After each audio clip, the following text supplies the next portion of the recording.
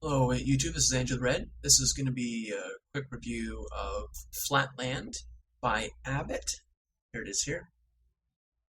This is a short book, not very long, and the subtitle is A Romance of Many Dimensions. And that's what this book is about. It's about dimensions. It's about reality. I'll give you the synopsis of the book. So you start out as, I'm not sure if he has a name. I can't remember his name, but you start out in Flatland. Flatland is a two-dimensional universe. And you are a square, but I don't know if the guy has a name or not. But you're a male and you're a square. Shapes of people are based on your class and your profession. So triangles are merchants, I think, and soldiers. If you're an isosceles triangle with a very sharp point at the top, then you're a soldier, which is a lower class.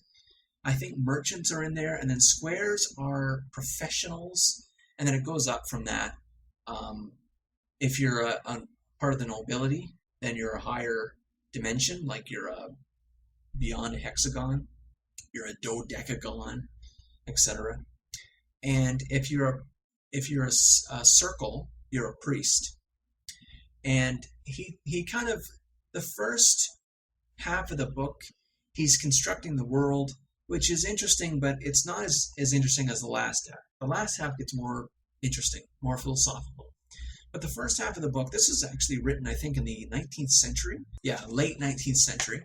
Women are lines, believe it or not. So just straight lines with points on the end.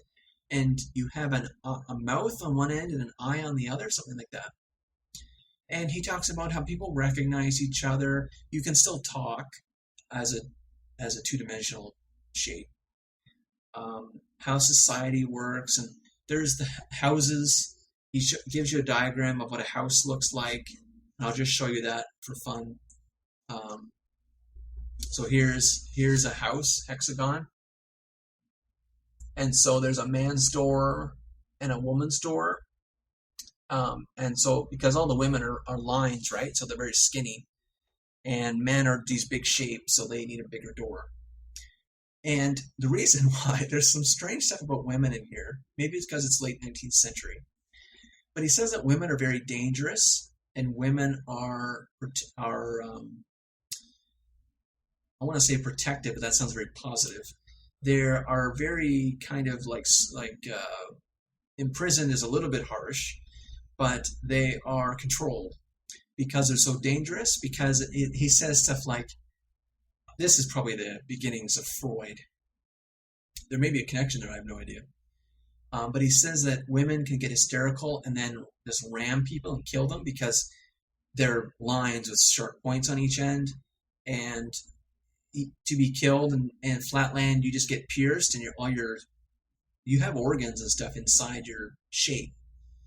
Women don't have a shape, so I don't know where their organs are, but you can be pierced by a woman or a soldier with the isosceles triangle, and then all your stuff spills out and you die.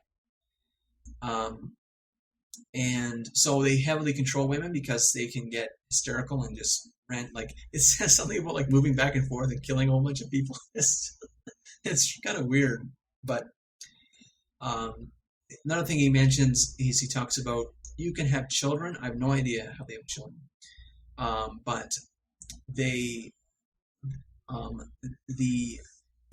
is genetics in a sense that the mother and father's shapes will improve over time to make their children have more sides. So a male square mating with a female that has parents that were maybe squares, let's say, because her parents matter. I guess her father matters. They carry their shape genetics. They might produce a pentagon child, and then a pentagon child might produce. So they do that, and this society wants to do that because they want to get their children in the nobility because that's a leisure class. It speaks a little bit to class society. So you want to improve your class. So there's a bit of that going on. I don't know if that is quite Marxist quite yet, but I don't know, maybe. But the more interesting stuff is at the back when the last half. when he visits other worlds. So there's what's called Dotland. I think it was called Dotland, and he visits Dotland, and Dotland is just a point, and the point is all alone, and that's Pointland. It's kind of pointless, really, but that's Pointland. A dot that's living on his own and doesn't know anybody, can't see anybody, and thinks that he's the only part of the universe. He's one-dimensional, which doesn't quite make sense. He's no-dimensional, really, but I'm going to get into that. Then he visits Lineland. Lineland is one-dimensional. So their entire world is one line, and there's these people that are lines, and they exist in parts of the line. And he visits it. I should find, let me find that, because it's kind of interesting. Visiting Lineland and seeing the king of Lineland and stuff. It's kind of funny. Here's Lineland. See, there's the king in the middle, and all his subjects are beside him, men, I guess, and then women and children on the edges. And then there it says myself, right? The square, and there's his eye on one of the corners. And he visits Lineland by moving into Lineland until they can see him, until he's in their dimension. And he visits Lineland, talks to the king, and the king sends it. I'm the ruler of the universe, and he doesn't believe that this person is this person that comes in, and this person's trying to say, hey, I'm in Flatland, there's 2 dimensions. And he tries, it's kind of interesting actually, because he says to the king of Lineland, you only can move in one dimension where all your other subjects are, but you can move to your side, right? Like if you're on Lineland and all you have is this, the Flatland guy is trying to say, move this way, move to your side. And the king says, there's no side. How could I possibly move my side? That's crazy. He says things like that, and then eventually he gets mad and tries to kill him, tries to attack the square, but he can't because the square just moves out of his line. And then he's in Flatland, right, where there's 2 dimensions. And then he gets visited I think it was a dream, but it's supposed to be real. He gets visited by a sphere who's in 3 dimensions. And it's interesting because the square moves into Lineland, right? Here's Lineland, and the square moves into Lineland. Oh, now I'm in Lineland. Now I can see what's going on in Lineland, right? What happens is he's in Flatland, and he gets visited by a sphere. The sphere comes into his reality because in Flatland there's no up or down. And they actually kind of talk about this. They only can imagine in their minds what their house looks like from a bird's eye view, because there is no bird's eye view. They only see lines, and they see the entranceway, and they go in the entrance, and they see their kind of little doors in their place, in their house, because all the houses are pentagons. But they can't see up above what that would look like architecturally, right? But the sphere comes in then from the dimension that they don't know about, that they can't see, that they think don't exist. And this sphere tries to convince the Flatland guy, that there's another dimension that he doesn't know. And the sphere also says that I can see your organs, because he can see down inside the square's body, and he can see inside of him. The square guy can't see inside of himself, he can only see out. But the sphere can see in him, and he tries to use that as more evidence that he is part of the 3D. He's part of what's called Spaceland. So that's another interesting part as well. And what gets happened eventually is the Flatland guy thinks he's crazy and all that, right, of course. And the sphere guy picks up the square, the Flatland guy, picks him up and takes him with him and rotates his sphere around so the square guy can see down and see his house. And he's amazed. He thinks it's trickery at first, but eventually he gets convinced that he can see his universe from a different dimension because he's in a different dimension, right? The Flatland guy was in a different dimension than Lineland. The Lineland guys don't believe it because they don't see that dimension, but the Flatland guy can see from another dimension. He is in another dimension. The sphere guy in Spaceland is in another dimension, talking to Flatland, who is in his only 2 dimensions. And so what's alluded to near the end as well is what's called Thought-Land, which is supposed to be the fourth dimension. But think about it for a second. The book is trying to say. I actually wrote it down, a little post-it note here. The book is trying to say that what we infer is real in another dimension. So consider the house. The two-dimensional people of Flatland only can infer their organs and can infer the architecture of their house because they can't see from a bird's eye view. The Spaceland people in 3 dimensions can see that dimension as real because they're in that dimension. They exist in that dimension. They see what is real, what the 2D people only could infer. Now, how far can we go with that? Do we infer 4 dimensions? But then if we existed in 4 dimensions, we would then be able to see that. Another interesting point is that to create the dimensions, one must move into it and create the space that is created from going into a new dimension is the new dimension. So if we start with a point, which is supposed to be no dimensions, but that's impossible. I'm going to talk about that next, actually. To make a dimension as a point, we move into the new dimension we wish to create. So we move into length, let's say. Now length exists because we have moved and traveled and put ourselves, filled up the dimension we wish to create. So there's one dimension. We do the same thing to make it 2 dimensions. Now we move the line into the second dimension to create that space. We've made that space. Then we take the square and we move it into a new dimension to make that space, right? Move up. So we're filling that. We're making a cube now, right? We've moved into a dimension that beforehand did not exist. And when moving into that dimension, we've made space. We filled that space with our object, with our cube now, 3 dimensions. The next point is to make the 4th dimension. And to do that, we must move the cube into a dimension that does not yet exist and fill that space.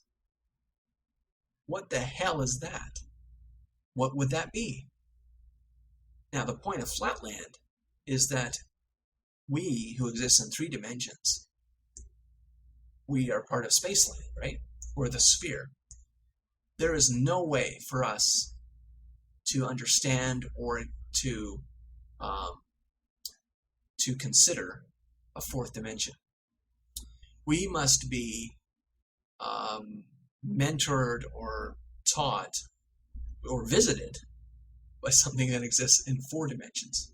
And they must, metaphorically or literally, pick us up and take us to view our 3 dimensions from 4 dimensions, from 4-dimensional space. Just like the sphere picked up the 2D guy and had him view, from a bird's eye view, his 2-dimensional world.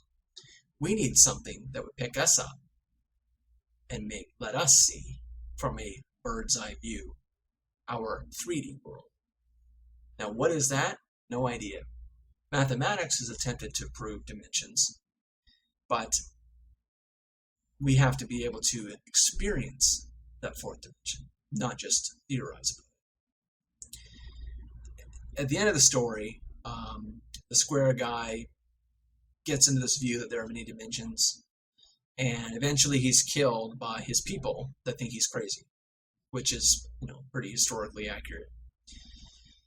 Now, I think that's it for the book, but now I want to mention something else about dimensionality that I thought was interesting. Actually, let me read this first. I should read one quote from the book. I'm going to do a book review.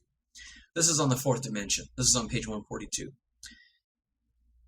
Not inconceivable, my lord, to me, and therefore still less inconceivable to my master. Nay, I despair not that, even here, in this region of 3 dimensions, your lordship's art may make the 4th dimension visible to me.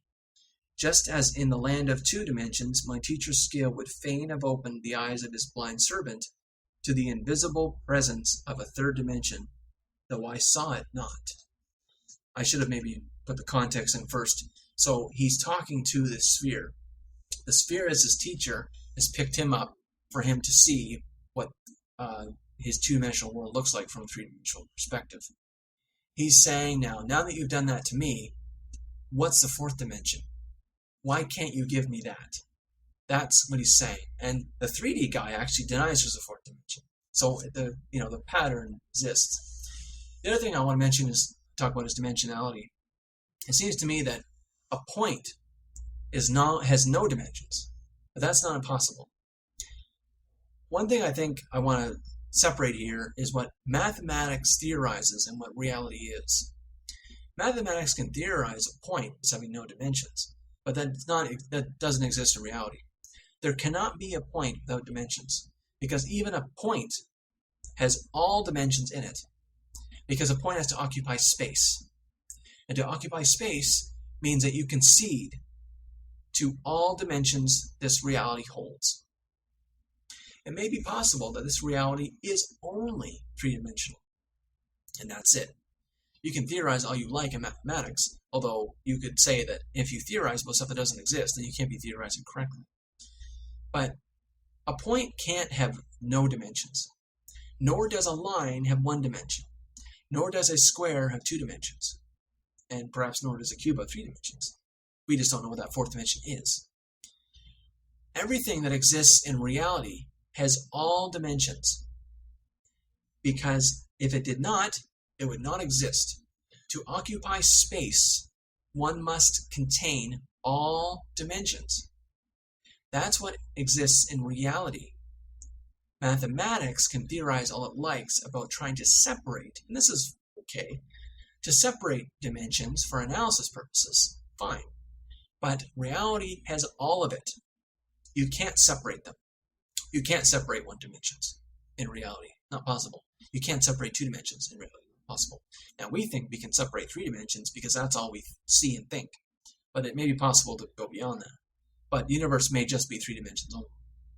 So I think that's a point to take as well, to think about dimensionality. It seems to me that a point has all dimensions in it because it occupies space. And to separate dimensions is only possible in theoretical mathematics, not in reality. Anyways, Flatland's a good book. Like I said, the first half of the book, he's trying to build what a 2D world would be like, and it's not that great. Like, it's okay, it's kind of interesting, but the real good stuff is at the back, the last half of the book, where he talks about dimensionality, and of course inferring that we in Spaceland see only Spaceland and are arrogant enough to think that we are the only thing that exists. Just like in Pointland had one guy, one dot, and he thought he was the ruler of the world, and he thought that the voice of the square visiting him was nonsense and just shadows and whatever, or just himself talking. He was the true solipsistic man. I should say it's the no-dimensional man, right? No dimensions, only himself. Like, it's a big metaphor. Lineland, the king of Lineland. It's supposed to make fun of it, right? The king of Lineland, right? One-dimensional. Two-dimensional has some civilization going on with classes and all that. Three-dimensional is a sphere and a wider view, more dimensions.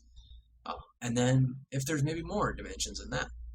That's what this square in the book tries to contemplate, whether this is a pattern into how many dimensions? Infinite dimensions? I know Einstein, I think it was Einstein, posited the fourth dimension was time with his relativity theory. And his relativity theory, I suppose, was an attempt to transcend three dimensions by using time as a dimension. And now time is certainly a measurement tool, but I don't know if it is a spatial tool. But often physicists talk about time-space as something that's like one word, one phrase, one concept. But anyways, it's a great book. It's a book to make you think about our existence and our vision of existence, our experience as all there is or one aspect, and whether we can theorize beyond it and discover beyond our experience in this world. as multi-dimensional.